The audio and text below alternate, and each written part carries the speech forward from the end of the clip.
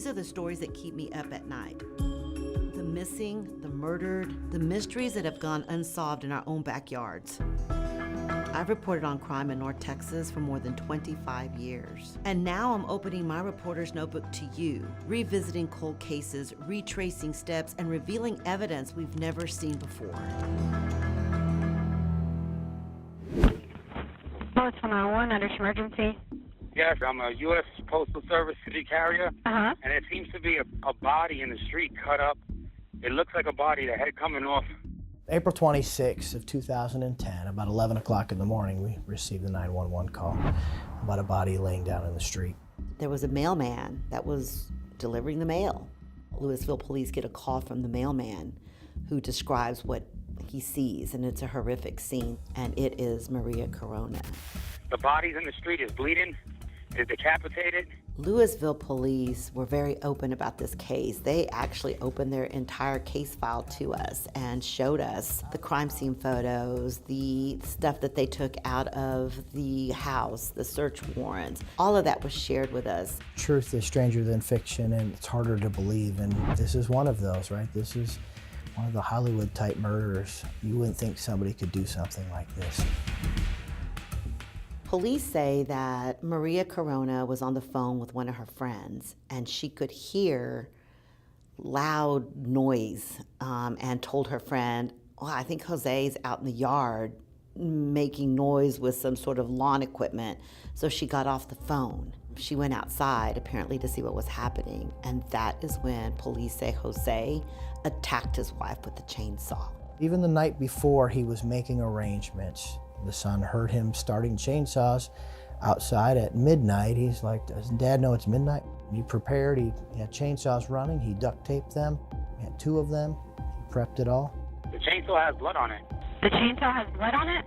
Yeah, the chainsaw has blood on it. Lewisville police released for the first time this 911 call to us. And it is a 911 call from a mailman who sees Maria Corona's mutilated body and actually also sees who we now believe is Jose Corona, still there at the scene.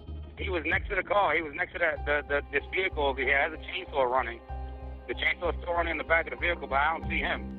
On 911, you can actually hear her oldest daughter get out of the car screaming, running towards her mom. It's the officers grabbing her and trying to hold her away.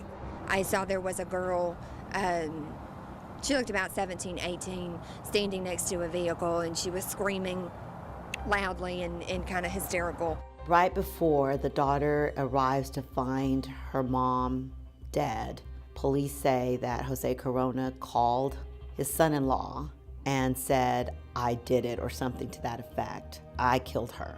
Immediately after the murder, he jumped into a vehicle and drove away. Police say after he attacked his wife, he got in another vehicle that they owned, left the chainsaws. In fact, one of the chainsaws was still running.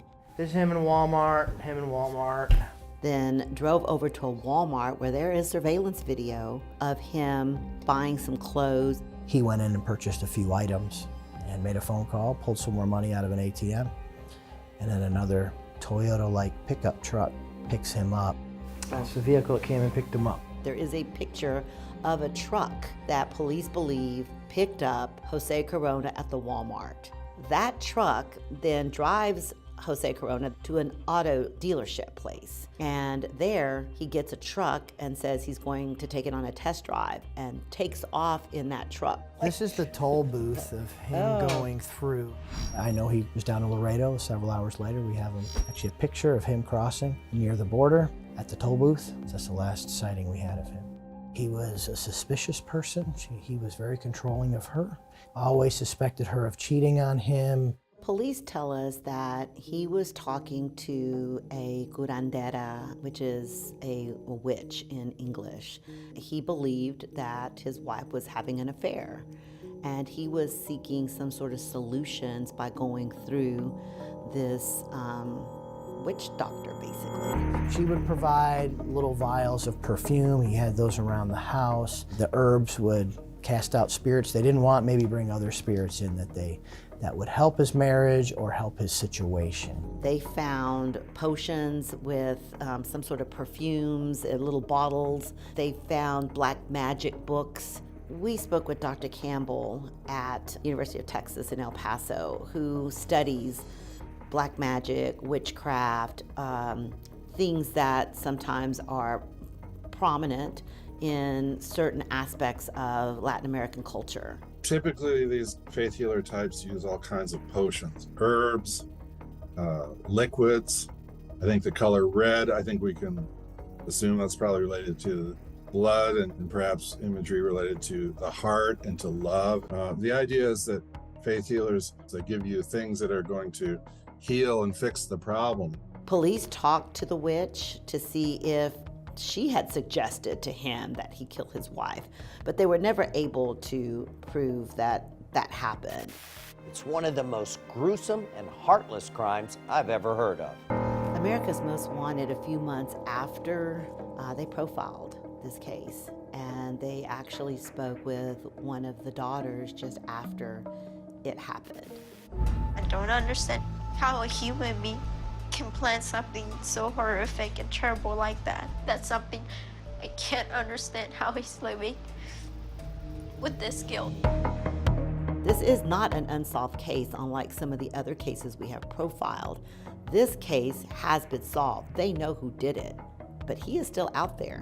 They want to bring him into custody because Maria Corona needs justice, and because of what police say he did, which was one of the most gruesome murders they've ever seen in Lewisville's history. If you know anything about this crime, email Rebecca at rlopez@wfaa.com.